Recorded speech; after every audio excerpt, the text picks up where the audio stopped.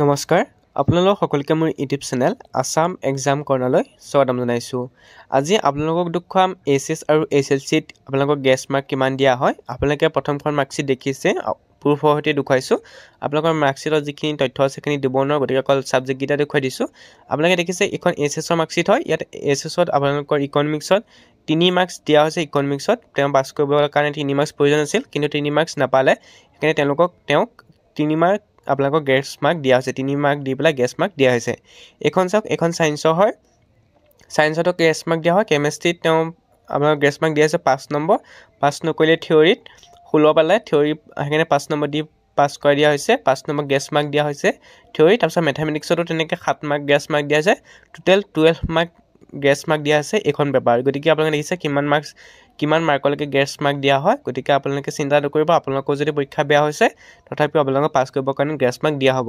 এইখনটো political ছায়েন্সত চাওক 4 number grace mark দিয়া হৈছে। আপোনালোকে চাব পাৰে, যদি আপোনালোকৰ পৰীক্ষাবোৰ যদি বেয়া হৈছে, কোনোবা 2-3 নম্বৰ কাৰণে যদি আপোনালোকে ফেইল কৰিম বুলি ভাবিছে, চিন্তা নকৰিব, আপোনালোকক গ্ৰেছ মাৰ্ক দি পাছ কৰি দিয়া হ'ব। সেইটো আপোনালোকে নিশ্চিন্ত থাকক, আপোনালোকে পাবই। এইখন মেট্ৰিকৰ হয়। মেট্ৰিকৰ চাওক, ইয়াত আপোনালোকৰ হিন্দীত 5 নম্বৰ গ্ৰেছ মাৰ্ক দিয়া হৈছে। সাধাৰণতে হিন্দী, ইংলিছ আৰু আছামিজত আপোনালোকক গ্ৰেছ মাৰ্ক দিয়া নহয়, কিন্তু দিয়া হয়। আপোনালোকৰ প্ৰায় ক্ষেত্ৰত মই দেখিছোঁ আছামিজতো 8 নম্বৰলৈকে গ্ৰেছ মাৰ্ক দিয়া হৈছে। গতিকে আপোনালোকে চাব পাৰে, বাকীবোৰ ছাবজেক্টতো 8-9লৈকে আপোনালোকক গ্ৰেছ মাৰ্ক দিয়া হৈছে। গতিকে আপোনালোকে চাব পাৰে, হিন্দী ইলেক্টিভতো আপোনালোকৰ পাছ মাৰ্ক গ্ৰেছ মাৰ্ক দিয়া হৈছে।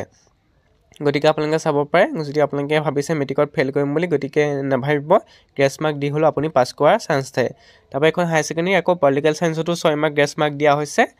গতিকে চাব পাৰে, যিসকল ছাত্ৰ ছাত্ৰী এছএলচিত আপোনালোকৰ পৰীক্ষা বেয়া হৈছিল ভাবিছে, ছায়েন্স আৰু আপোনালোকৰ ছ'চিয়েল ছায়েন্সত, তেওঁলোকে চিন্তা নকৰিব, পাছ কৰাই দিবই আপোনালোকৰ। আৰু ছায়েন্সৰ বহুত কুৱেশ্যন ভুলো আহিছিলে।